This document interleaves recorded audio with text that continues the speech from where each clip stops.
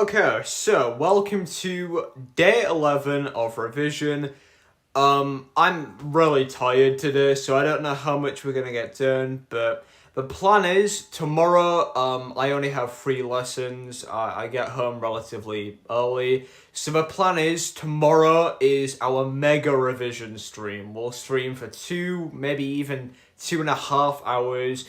I'll go through as many difficult topics as possible, and I will just try and get as many little things in my head. Wednesday is actually my biggest day ever in school since year 11. We have a load of revision sessions, so I'm probably not going to do a big stream on Wednesday because I already have a big day ahead for revision. So the plan is today we do a bit of revision, tomorrow we do a lot of revision, Wednesday we do a bit. And then obviously Thursday is when the exam happens. So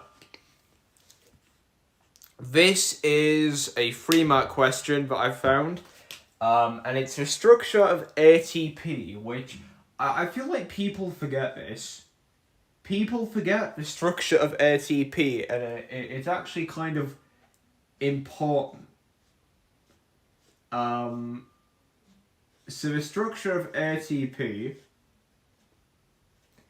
is you have your adenine, which is a base, a nitrogenous base. You have your sugar, your ribose sugar, and you have obviously your phosphate ions, which are bonded with high energy covalent bonds. So describe how an ATP molecule is synthesized in cells. Okay, this is 3 marks. I feel like I could get 2 marks for this. I mean, point number 1 is going to be a condensation reaction. It's a condensation reaction. That's how you join together the bonds. It's a condensation reaction. And it is where you join together the adenine, the ribose sugar, and the phosphate ions. So I'll just put the 3 components. And that's all I really can think. It's a condensation reaction which joins together adenine, ribose sugar, and phosphate ions together, forming high energy covalent bonds between the phosphate ions. How it is synthesized, maybe we need to talk about, respiration. It's a product of respiration. So maybe we say via respiration in mitochondria. Let's take a look.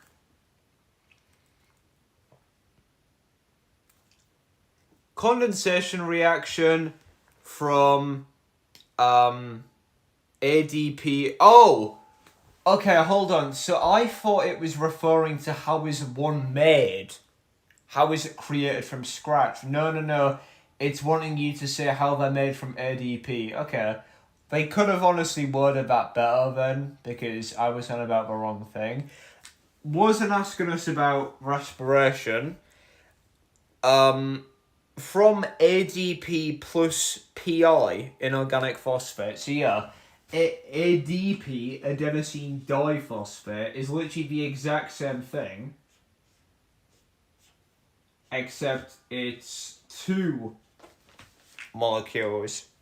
And the idea is that there is a loss of water via hydrolysis, which adds the phosphate ion. Okay, so to be honest, I could have gotten that. I could have gotten that answer. I could have gotten that, but it was badly worded, to be real. It was badly worded. I would have gotten 1 out of 3 marks. And yeah, the thing you need to remember is with condensation reactions, you have to specify that it's the release or usage or elimination of water. Hydrolysis is the addition of water. Give two properties of ATP that make it a suitable source of energy. Okay. I've never answered a question like this before. So I'm gonna say high energy covalent bonds allow for energy to be released via hydrolysis. And I'm going to say the phosphate ions used for phosphorylation of substances. Let's have a look. Make it a suitable source of energy. I don't know. High energy covalent bonds. That's literally it, right? There's not another reason why it would be a suitable. Is it because it's like, a small molecule? Releases small amount of energy. Releases energy instantaneously. Is soluble. Can be rapidly. Okay. So the idea there is that it's not wanting you to talk about covalent bonds, which is stupid. That's really what it was implying. It's literally just saying energy can be released in small amounts, and it releases energy very quickly. So again, I knew that, but I didn't realise that's what the question was asking. So again, that was kind of a question's bad. So it releases small amount of, so energy is released in small amounts.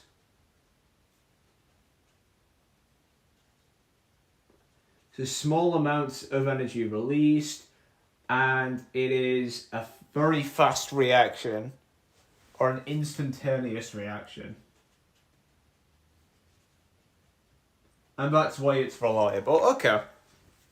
We learned something new. Yeah, we've only gotten 1 mark out of 5 so far, but I didn't know most of this stuff. Contrast the structure of ATP and DNA nucleotides. To be fair, this is actually a nice question, I think. ATP and DNA. So both of them have a... Okay, ATP has ribose. DNA has deoxyribose. ATP has phosphate ion, DNA has phosphate ion. ATP has adenine, while DNA has adenine and other bases too.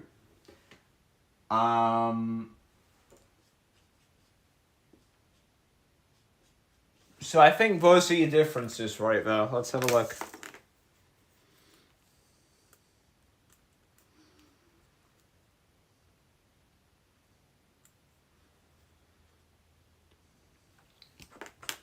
ATP has ribose, DNA has deoxyribose, there we go, 1 mark.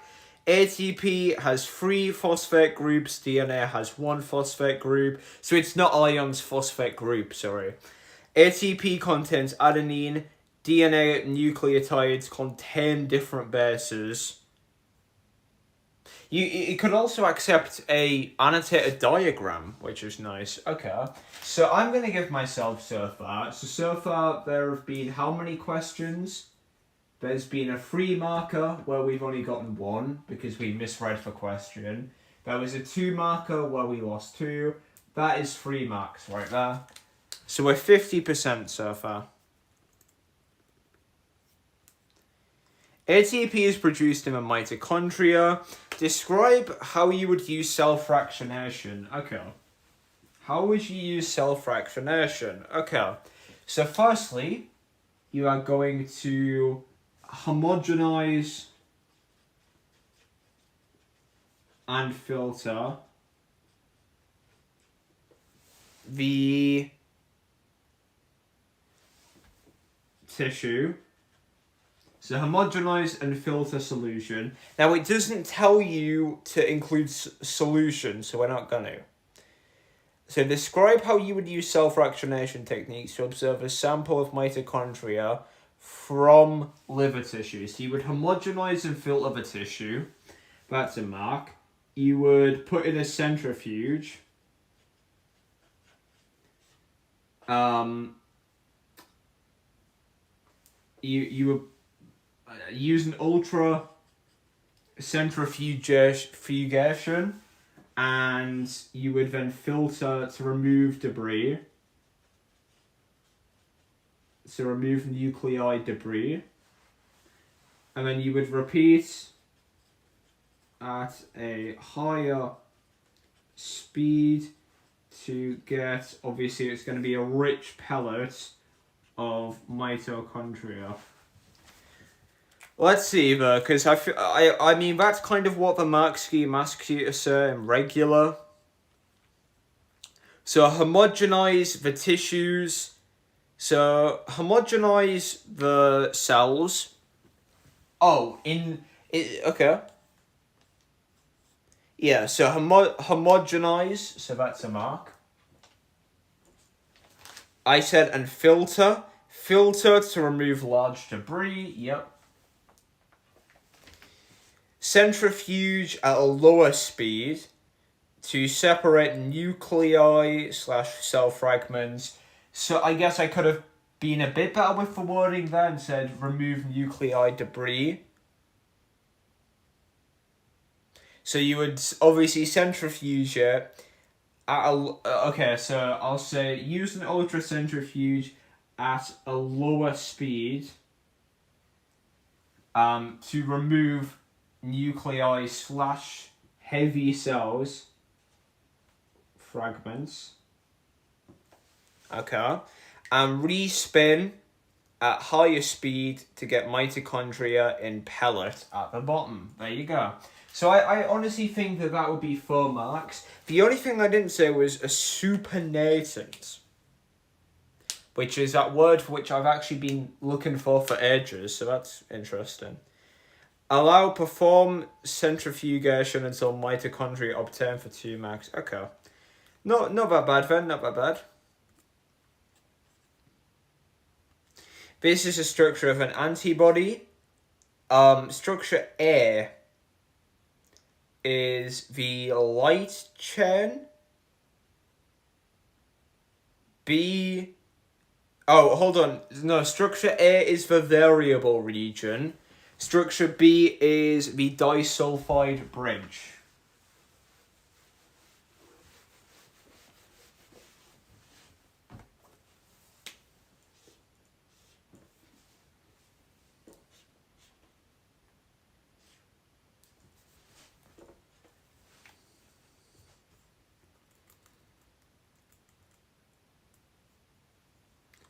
Yeah, variable region, disulfide bridge. 2 very easy marks there.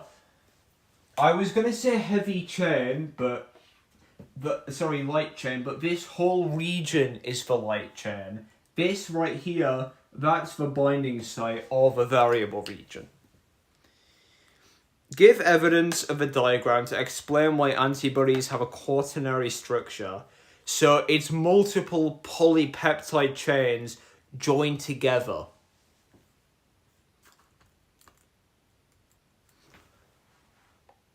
Has more than one polypeptide chain made up of multiple joined polypeptide chains. There you go, 1 mark.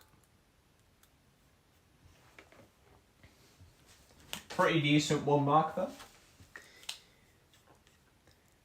Radioimmunotherapy involves producing monoclonal antibodies that have a small amount of radioactive material attached. These special antibodies are designed to find and attack tumor cells directly, delivering radiation therapy only to areas that need it rather than the entire body. Explain why antibodies are referred to as monoclonal. Ooh. You know, this is one of those questions where it's like, you know what it means, but you don't know how to word it. Why would they be referred to as monoclonal? Because they are specific only to tumor cells, and how would we word this? how will we word this? They are, I guess, mass produced to be specific to one type of antigen. You know what? No, I need to figure this out. Let's look at the answers.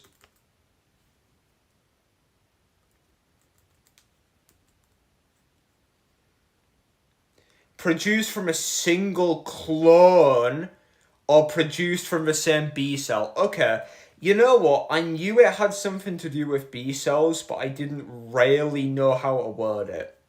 So yeah, monoclonal antibodies produced from the same plasma B cell, because obviously plasma B cells, they are the ones which produce the antibodies, which are complementary to, you know, the one thing. So yeah, that makes sense. You're getting one B cell, you're causing them to divide by mitosis to produce more. Explain why these antibodies only attack tumor cells. Okay, this is going to be about the complementary shape, binding site, something like that. Don't know how we can stretch this for 4 marks. So I'm going to say the variable region is specific, complementary, to antigens on the tumor cells.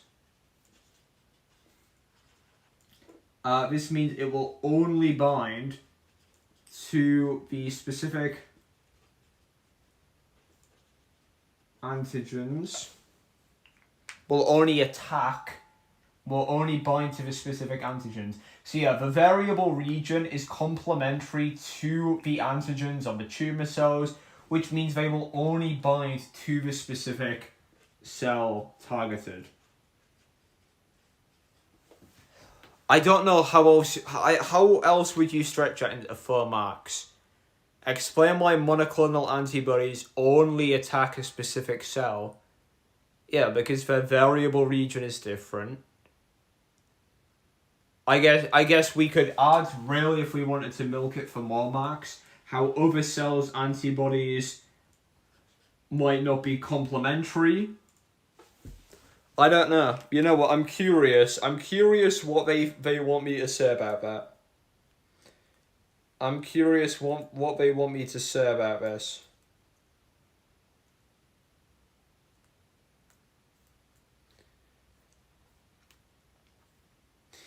Oh, it's on about the tertiary structure. You know what? That was kind of an obvious one. I just went right to variable region. So variable region only binds or complementary to an antigen, so that's 1 mark. Antigen only found... Oh, okay, yeah. To antigens on the tumor cells, I think that would be a mark. So antibody only binds to the tumor cells. I think 3 marks is fair. The only other thing I could have specified there, not this, only other thing I should have specified was the antibody has a specific tertiary structure, which makes sense since it is a polypeptide, you know. It folds up into tertiary structure. And also, when it binds, it obviously causes damage. So honestly, dropping a mark for that question sucks, because that was a really nice question. Literally what you're saying is the antibodies have a specific tertiary structure. This means that their variable region is only complementary to the antigens that are only present on the tumor cells. This means they will only bind to the specific tumor cells. For 4 marks, that is a lovely little question.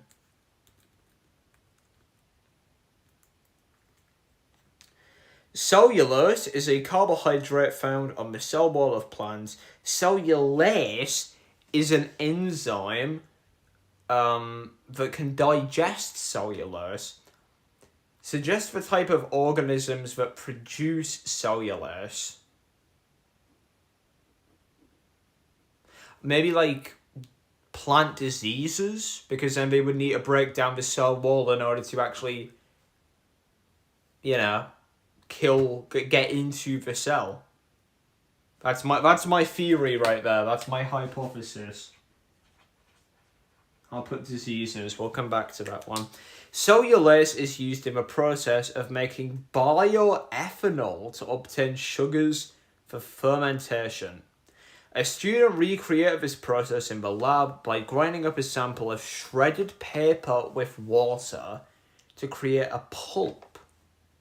So one is your control, tube A. Tube B contains the pulp and cellulose. Tube C contains pulp and rubbing alcohol. Describe how the student could test the solutions to see if sugars have been released. You would add Benedict's solution. You would add Benedict's solution. You would heat in a water bath. So you would add Benedict's solution in a water bath. And obviously a red precipitate would indicate that sugars have been released. Suggest the result you would expect to see in tube B.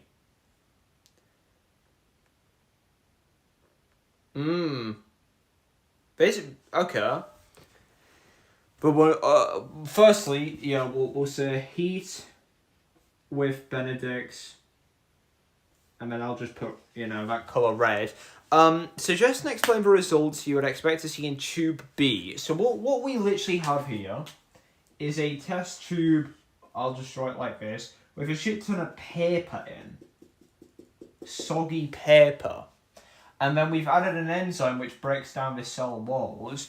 What would be expected?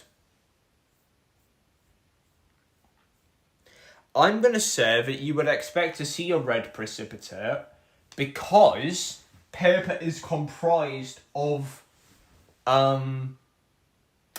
is it bark from trees? I'm pretty sure. It's comprised of components of bark of trees, which obviously made of plant cells, implying that they would have a cell wall. The cell wall will be broken down, giving you the cellular cell wall will be broken down. That's my hypothesis anyways.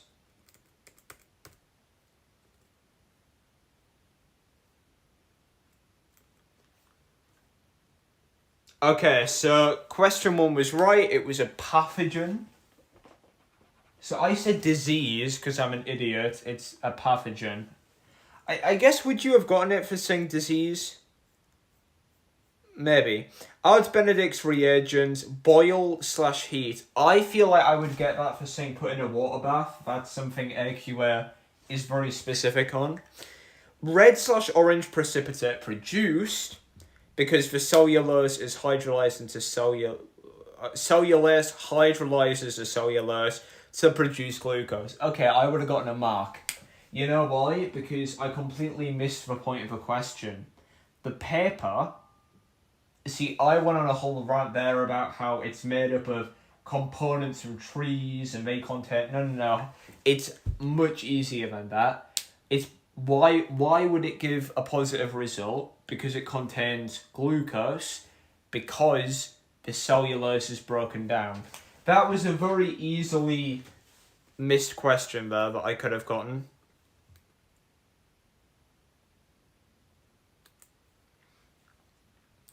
Evaluate the use of optical and transmission electron microscopes to investigate cell structures. So TEM. Okay. The TEM electron microscope. So let's just draw a little thing.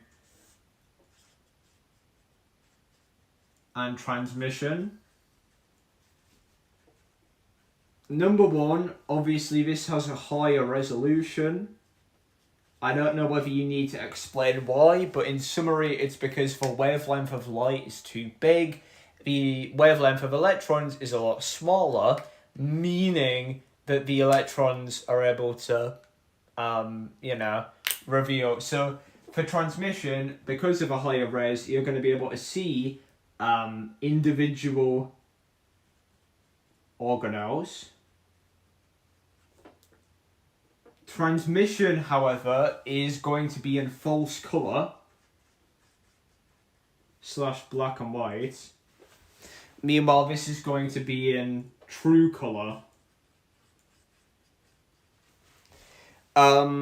Investigate cell structures. So optical, due to the lower res, you're not going to be able to see individual organelles, only the generic shape and the nuclei, roughly. The use... Is this asking you to talk about cost? I guess you could specify transmission, things have to be dead / in a vacuum, which means that it can't be tested on living, cell structure. And it can also cause artifacts. Well, this can be done on live specimens. Let's have a look at the mark scheme, shall we? TEM can only view dead specimens, but optical can view living. That's a mark. TEM cannot see colours or pigments, but optical can. I talked about false colour / black and white, yeah. TEM requires a complex staining. I didn't mention the staining, okay. With TEM, artifacts could be present, but not in optical. You know what the thing I forget is? To make comparisons. So artifacts, no artifacts. That's the only thing I miss. The pros, TEM allows a greater resolution, so you can observe individual things. So you can view smaller organelles, you can see a greater detail than... Okay, I'm honestly, just to be a prick, I'm going to give myself 4 out of 5 marks there, just because for a few of us, I didn't make comparisons.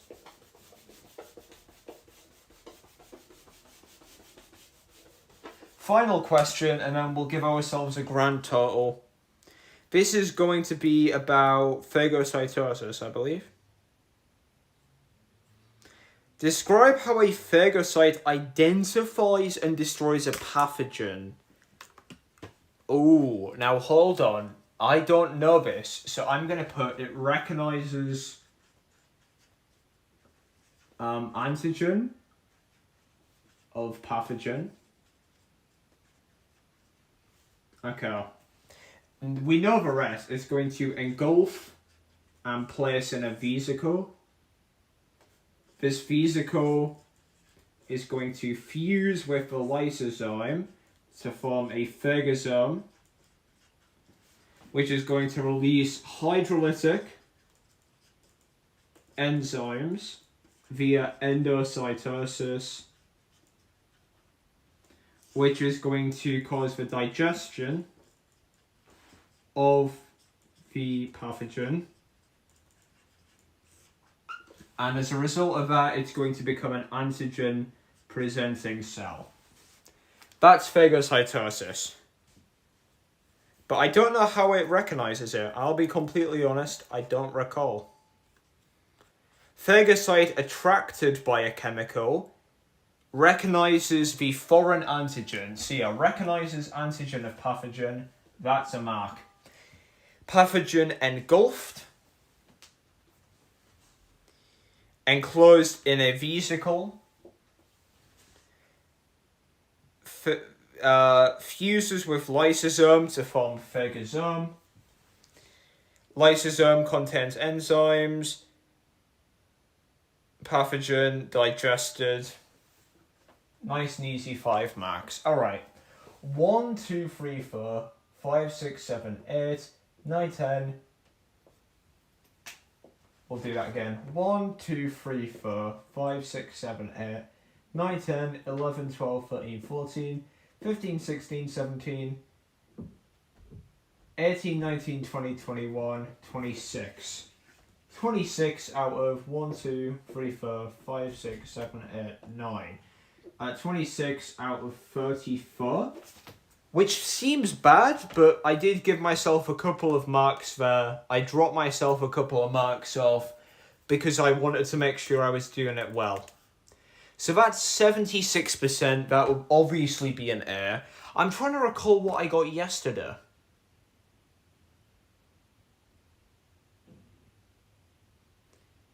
I'm trying to recall what I got yesterday so we can do the grand conclusion. I think I literally got 50%. Oh yeah, do you guys watch Young Sheldon? That's the most random question I've ever asked. I don't watch Young Sheldon, but I've seen like some sad clips of it. And I'm kind of depressed now. It's got me thinking about the morality of life and things. 15. I got 15. So, out of 64, 15...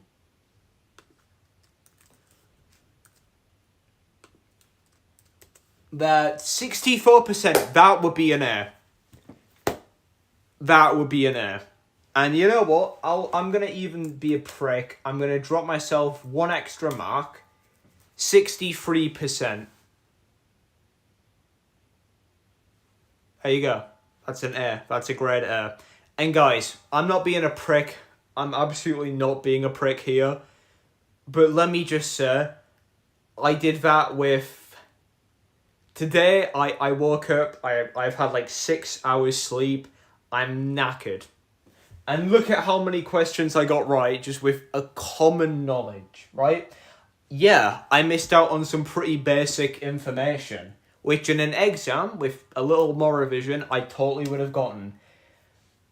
Those questions weren't the best. Some of them were formatted really weirdly, some of the mark schemes I totally would have gotten because I know how AQA writes for mark schemes. That was a predicted paper from a website which is somewhat reliable. Not the best website, to be completely real. But look, we did it. We botched a couple easy questions. We finessed some really difficult ones. We did great. Now, just to show you guys that, you know, to be motivational here, to show you guys that anything is doable, I'm actually going to go check how much I got on the previous paper.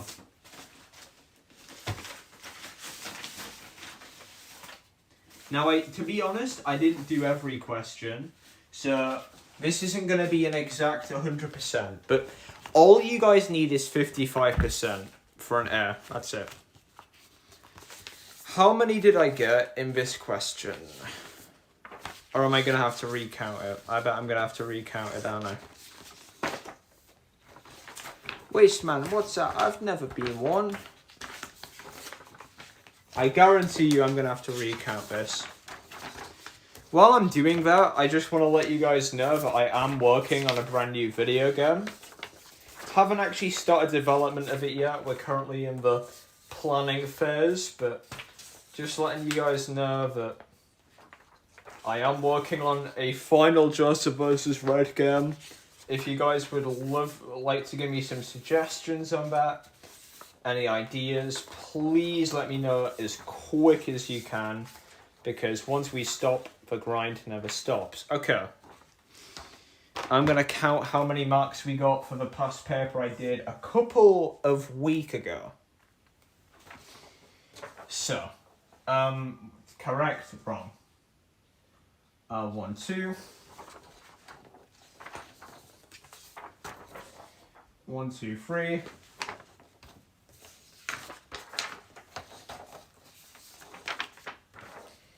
1, 2, 3.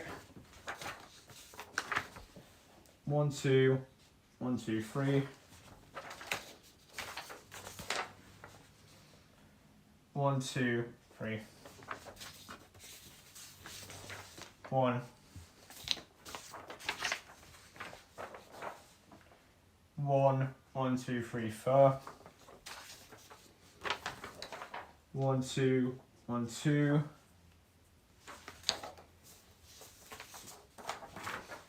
1, 1, 2. 1, 2. Oh, this one's very much more disproportionate. Jesus. 1, 2, 1, 2. 1, 2, 3, 4.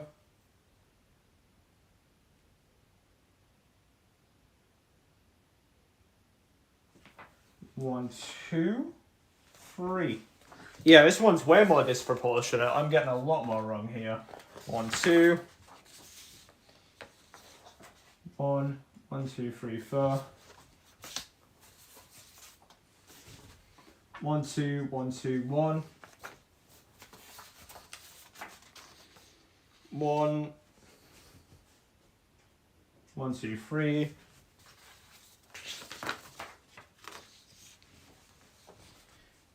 1, 2, 1, 1, 2. Okay. Let's count how many marks. 1, 2, 3, 4, 5, 6, 7, 8, 9, 10, 11, 12, 13, 14, 15, 16, 17, 18, 19, 20, 21, 22, 23, 24, 25, 26, 27, 28, 29, 30, 31, 32, 33, 34, 35, 36.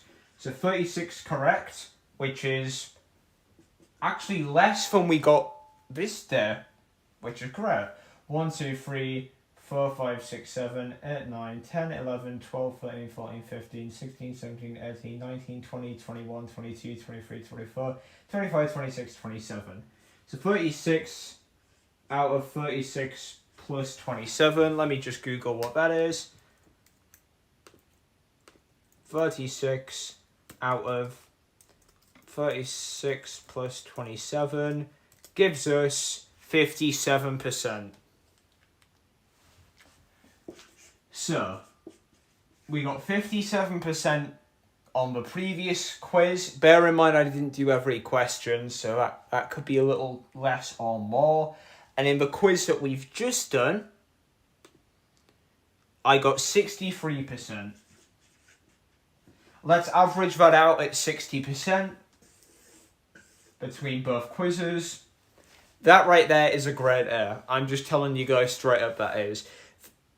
I've done a spreadsheet, and I'll show you guys this is undeniable proof.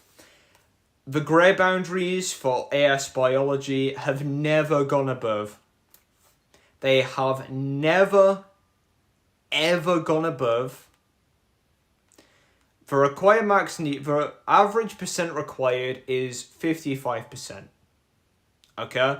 The highest they have ever been was in 2016 at 88 marks out of 150. 88 out of 150. If we do the math, that's 58%. 2% off, bear in mind. So yeah, worst case scenario, if the grade boundaries do go up again, you could be screwed. I mean, look, 87 out of 150 is 54%. So guaranteed that will be more. In other words, unless by some absolute miracle the grade boundaries drop, I'm guaranteeing you guys that you'll get an A. I mean, okay, look. In 2022, the year with, I'm pretty sure, no advanced information, right? 2022, listen to this. In 2022, all you needed for an A was 75%.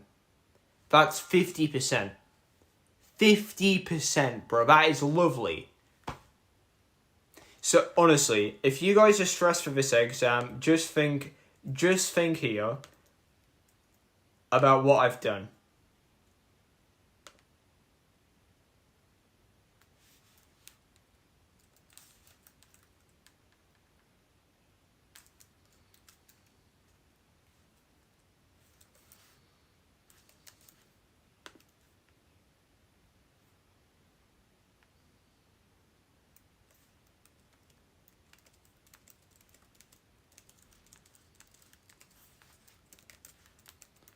Genuinely.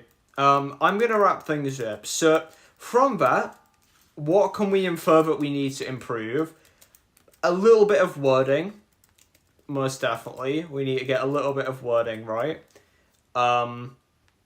Because there we made a couple mistakes, saying disease instead of pathogen. Not specifically talking about comparisons. Apart from that, we did quite well. In the grand scheme of things, there is one overarching topic, which is being a pain in the arse, and that topic is the ecology topic. That's the one where I'm losing most of the marks for not being able to interpret things properly, things like that. So, yeah.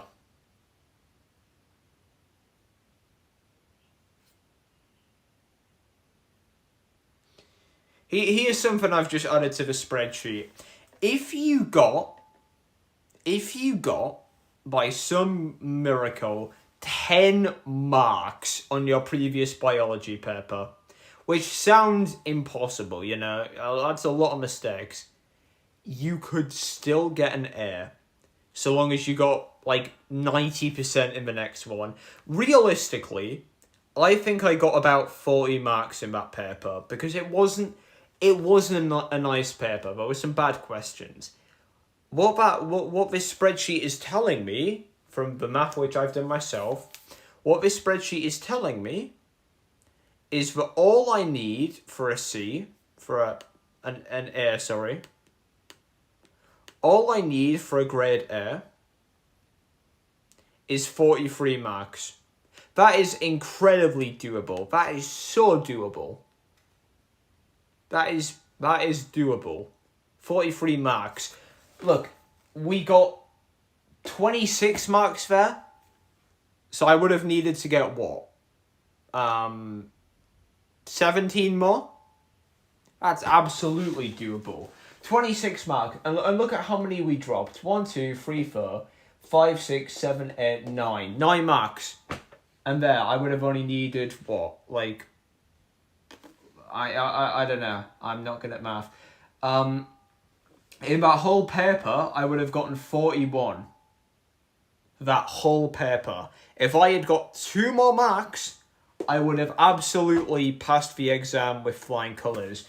So my moral for you guys, but just before I head off, my little motivational tip is, if you're worried about this exam, don't be. Because look, we know what's going to come up on it. We know what's going to come up. We know protein synthesis is likely going to come up.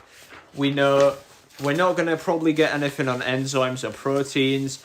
We know meiosis or genetic variation might make a cameo. We know what's going to come up. We know for an absolute fact some of the things that are going to come up. So all you guys can do right now is revise. Yeah, I've been super tired today, so I haven't learned a lot. But I did learn a couple of things there about ATP.